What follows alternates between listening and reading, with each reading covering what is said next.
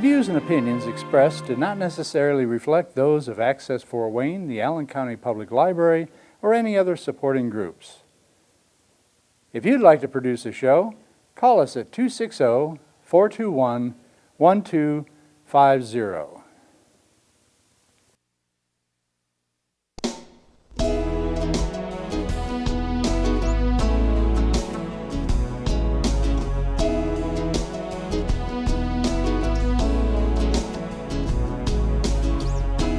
Let me be your lighthouse so I can show you the way.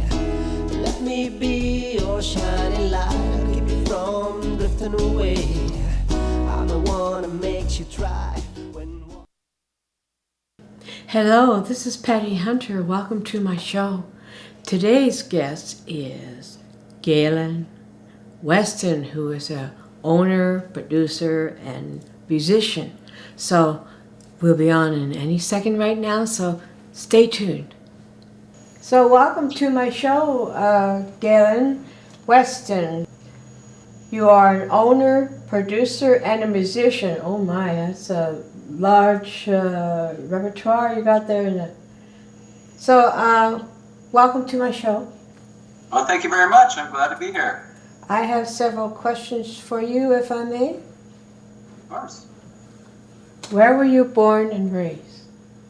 I was born just outside of Toronto, actually, about an hour away, in what we call the country here. So our neighbors weren't very close, lots of farmland, and not a heck of a lot to do out there.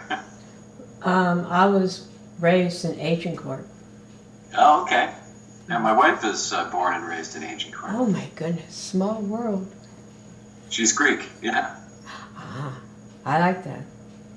Bet you got a lot of good food coming from her. A lot of Greek food. Yeah, I forgot how to cook. Oh. Who influenced you the most while you were growing up? Well, initially, I kind of got into rock and roll music because I think my parents didn't like it. So I was listening to a lot of hard rock like Van Halen and Guns N' Roses, and a lot of guitar-influenced or heavy guitar music. And that's what really drew me to the guitar in the first place. It wasn't jazz, which I play now. It was more of the rock and kind of loud music. So Rock on. I was just going to ask, at what tender age did you become involved with music? I think I was about probably 11 when I got my first guitar, and I was. Remember, I asked my parents for it for a long time, and they got me this inexpensive guitar from Sears. Oh, yeah. I think it was probably about $40 at the time, and that was the first instrument. So it wasn't an easy thing to play because it wasn't high quality. The strings were quite a distance from the neck, but I kind of slugged it out on that for a while. And my motivation, came and went at that age. So I got really into it for a while, and I put it aside, and then I was more like 13 when I got really serious about it, and then I got an electric guitar, so I was happy about that, and then I was hooked. It kind of stuck with me ever since. Did you self-teach yourself? I did in the early days, all the way to college, actually, and I remember I got a book out of a magazine, and there was a series of books and tapes, and so when I got the book delivered, I took out a calendar and I took page numbers and made all my goals in the calendar. By this date, I wanted to be on page 52, and then this day I want to be page 72, and I just kind of used the calendar as my motivation to try to hit those goals. So I don't know where I learned that from, but I had a system-oriented way of thinking about things, and that was my process of learning in the early days. Are you a logical person? Yeah, you could say that. So am I. I understand what you're saying. You have a group. What's it called? It's basically just my name, and then I add band to it. But on the CDs, it's just Galen Weston. But when we tour, it's Galen Weston Band. And what year was that formed in? I think I recorded the first CD in 2015. Wasn't long ago. Yeah, I took a long break from music. I went to school for music, and then when I got out of there, I didn't realize I didn't really have a plan to make money making music. And while in school, I learned about jazz, and that's a whole other long lifetime of learning. So when I graduated, it wasn't really kind of at the level that I could just start playing jazz live and make any kind of living from it. But that's really what I wanted to do. When I was hooked on that, there was no going back and playing, commercial or rock music. I just wasn't interested in it anymore. So I went and got a job and kind of had to find a way to pay off that student loan. Wow. Yeah. So I ended up in the financial industry and then had some ideas and visions of how I can create a business that would allow me to do music full time. And that's what I did. It just took me 10 years longer than I thought it would take. Oh my. And I kind of forgot all about music in that period. I just got focused on making money. And then finally, after years of working, 10 or 12 hours a day, I took a vacation, the first vacation, and I was on an island in Greece. And my wife said to this restaurant owner that we were at his restaurant, or the waiter, I guess he was the owner and the waiter, my husband plays guitar. And I'm like, no, I don't play guitar. And he would have nothing about have nothing of it. So he went and grabbed a bouzouki and a guitar, threw the guitar in my lap and said, okay, play these chords. And then he started playing and singing, and we ended up, jamming for 4 hours. And it was at the end of that, or when I got up the next day, I had so much fun. I realized, what a big portion of me I had just like cut out and buried. And it was time to get back into music. So when I came back to Canada, ultimately I built this recording studio thinking... What's it called? What's the recording studio called? Rose Room, named after my daughter, actually, my eldest daughter, who's 8 now. So I built this very high-end commercial recording studio thinking, well, I'll be committed to the music industry and there'll be no turning back again. And that's what I did. And ever since then, I've been, working in here making music, and my wife's been running the other company. So. Tell her, Ticanis. Kalasi. I know a little bit. I dated someone who was Greek many moons ago. The Greek people are beautiful. Yeah, absolutely. Oh, excellent. I love their food too. Anyways, who else is in your band? So I have a number of different people that I play with regularly, but the core of it has been, kind of myself and Richard Underhill, who plays saxophone, who's a very successful saxophone player in Canada. Many consider him to be the best. And he has a Juno to his credit, which is like a Canadian Grammy. And we work really well together and have been doing that, since the beginning. And then I have different people in the studio that I play with from Toronto, and then some of those guys I tour with. But I also have a Cuban drummer that I mostly tour with and have been for the past few years, who lives in Montreal. So there's a bit of a distance gap, but usually when we go on the road, I'll play with him. He's a fantastic drummer with an absolutely fantastic attitude, which is, probably the most important thing when you're on the road with a bunch of guys. And then I have, a bass player that's also from Montreal, Lucas Kittner. And recently I've been playing with, some other people as well. And Matt Horner is a piano player from Toronto who's played on all of my stuff and done a lot of touring with him as well. But kind of make up the band with, who's available. But there are core guys that we, as long as the schedules work out, we go on tour. But there's the odd change every now and again. And then in the studio, it's, who's right for the song. But it really is the core guys, usually over and over again. Who do you play with?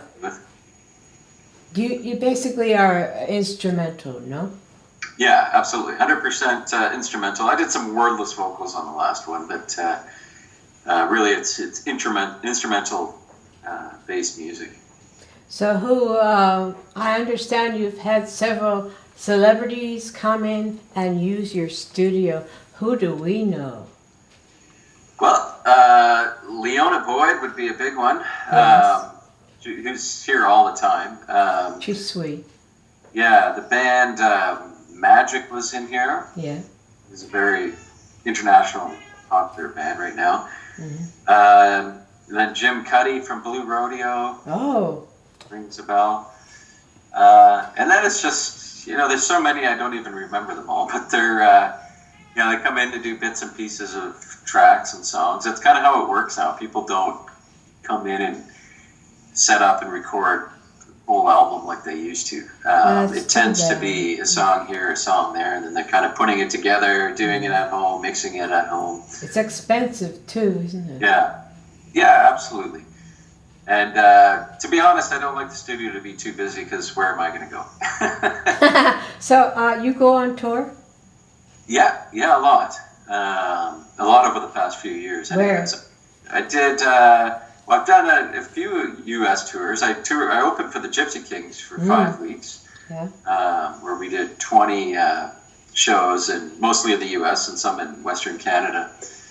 And that was just a great time. I mean, we had a tour bus and lived a life, and every morning we got up and played on, the greatest American theaters you could play at. So that was a blast. And right now I'm doing a lot in Europe. I just got back from Germany, and I'm planning a fairly big tour in May. Not a long tour, but a lot of cities packed in. So we're doing Portugal, Spain, France, Netherlands, Belgium, Denmark. And I think that's it for that one. And I toured China for 5 weeks, which was an incredible experience. Oh, I bet that was.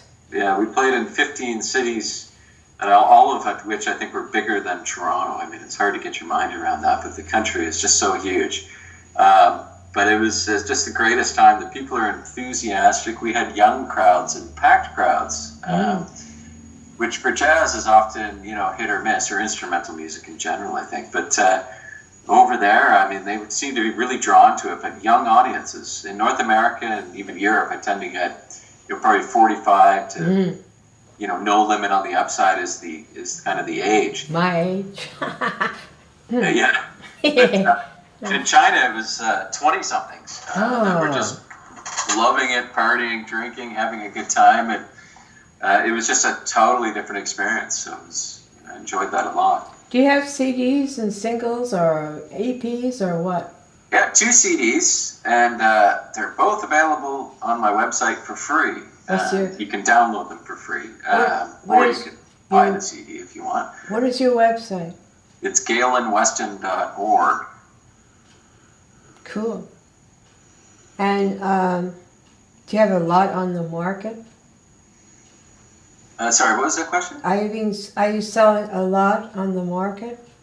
Well, I give them away, so I get thousands of people downloading them, which to me is more important. I could either trickle out CD sales, or I could have people all over the world listening to my music and then allowing me to go out and play there, because people start to know who I am. If I that's a better attitude. I like that. Yeah, it seemed to make more sense. It doesn't cost. It costs a lot of money to record a CD, but after that part's done, I consider it like a business card or marketing. Get people listening to the music and enjoying it. And to me, that was more important, because I'm fortunate enough to have another income stream. So I didn't. Yeah, you're lucky. I don't count on CD sales to make a living. So for me, it's more important to have people listen to the music. That's kind of my goal, is to have people listen to it and enjoy it.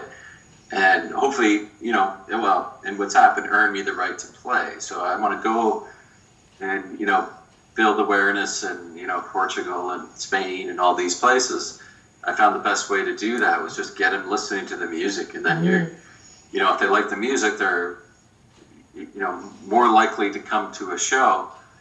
And then you can make some money that way. So that's my strategy. And I'm not the only one to do it. I mean, I think it's more and more people are, taking that approach.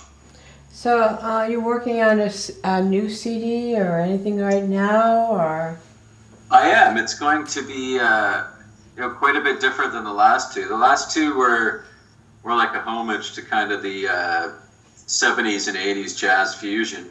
I've kind of checked off those boxes, so now I'm moving forward now and trying to jump into the future. So I'm using a lot of analog synthesizers, which isn't totally future, but I'm trying to create more futuristic music, a lot less focus on saxophone and a lot more guitar, keyboard, piano, and probably a little bit more, jazz influenced pop, or pop influenced jazz than the past has been. So a lot more modern sounds, a lot more, funky grooves, and a lot more production. So I've spent copious amounts of time learning, new production techniques and listening to modern music to kind of hear what they're doing and then applying that to my music. And in the past, it's been a lot more organic. So, acoustic piano, acoustic bass.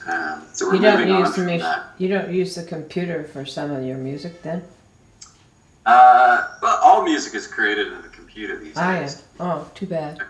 Extremely rare would somebody still use, tape. I don't think anybody does anymore. So that it's, in a sense, it starts in the computer, but that's really your tape deck, so to speak. But a lot of the stuff that I'm creating now is with synths. Maybe I'll just turn my screen here, or my camera a little bit. So these are analog synths right here. Oh, yeah. Which is a mini Moog, and then I have, this isn't too bouncy for you. There it is, yeah. I think you can see the modular synths. Yes. Back there with all those wires coming out of them. So I try to do things analog, but I mean, I'm not, if something sounds better digitally or inspired, why not? I'm not against digital either. If it's useful, sure. Yeah. I was wondering, your works, do they get played on, that's my cat. Your works, do they get played on radio as well as you go TV or? Yeah, absolutely, on radio. Quite a bit. I think we hit the top 100 on the U.S. jazz charts anyway. So. Oh, muzzle top. And then on Canadian radio, jazz radio. Yeah, absolutely. But it's not my, I absolutely appreciate, radio playing it, but my real focus has kind of been direct to the people, because I think, the way people listen and consume music has changed. I don't know if people are listening to the radio nearly as much as they are making their own playlists and, putting out their own,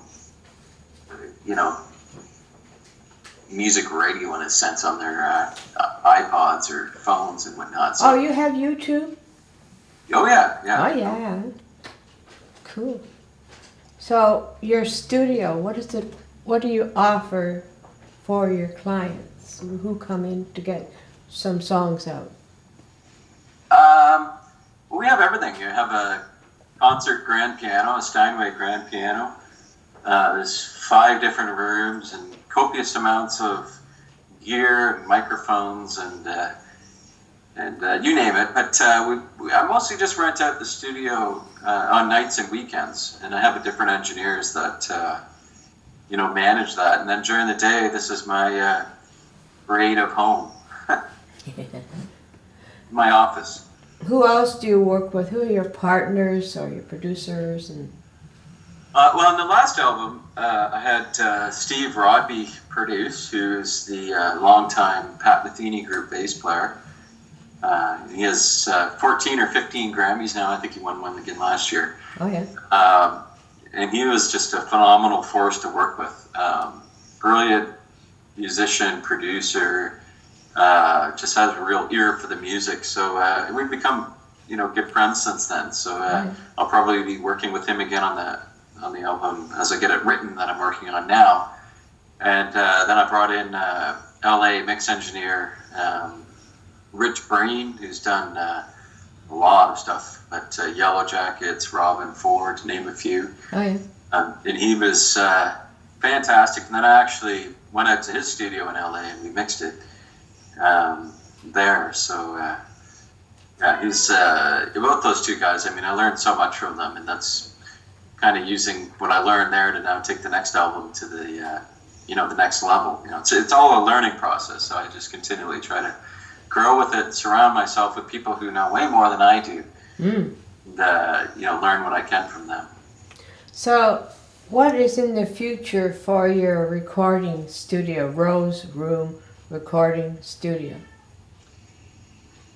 Well, I think it'll be, more of the same. I mean, at some point, I wouldn't mind getting into producing other artists myself. Like I'm kind of devising right now a marketing plan, which I've been using for myself and having quite a lot of success with it. So as I get it fine-tuned and proof of concept, then I'll be potentially looking for other artists who interest me to bring into the studio and to work with and kind of put the whole package together, not just recording. There's not a lot of money in the actual recording process, and it's not really something I enjoy all that much as recording other people, but working with other bands and building their careers and doing the marketing is actually more interesting to me. And then, of course, continually making my own music in here and bringing in guests to play on that music is really my focus. Yeah. But you've worked with, like you said, Leona Boyd. You done guitar with her? I have not yet, actually, but she comes in here and records her stuff nights and weekends, and she has an engineer that she works with. So it's basically in that way. It's more like a kind of a rental space. Like she'll come in and use the studio, and she loves it in here. So she's comfortable. Finally, what can you share with my audience to persevere and get where you want to go? You fill out your bucket list, you might say. I think it's just, the most important thing is just to keep acting and doing it. I think planning and goals is extremely important. I think, I'm one of those guys who thinks anything is possible as long as you keep doing it and you're not too stubborn, like you need to adjust. Yes. You'll have an idea and a plan, and that plan is never, ever, ever going to work, just so you all know. It needs to be adjusted as you go. Practice. And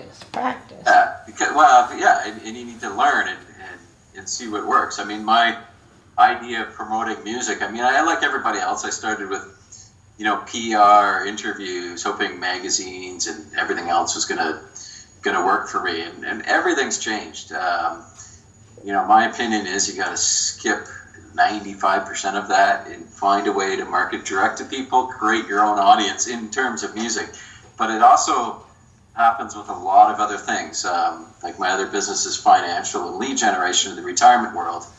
And we created the audience in the market. It wasn't there before.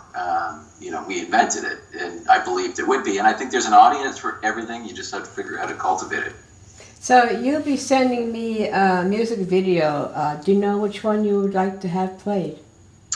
I think probably, Rose Garden is like Rose Room Studio. It's also named after my daughter, and it's one of the pieces that I'm most proud of. But I sent you 3, and they're probably the most popular ones. Mm-hmm. So you can choose between them, or maybe it's based on length. But I like them. I like them all probably equally.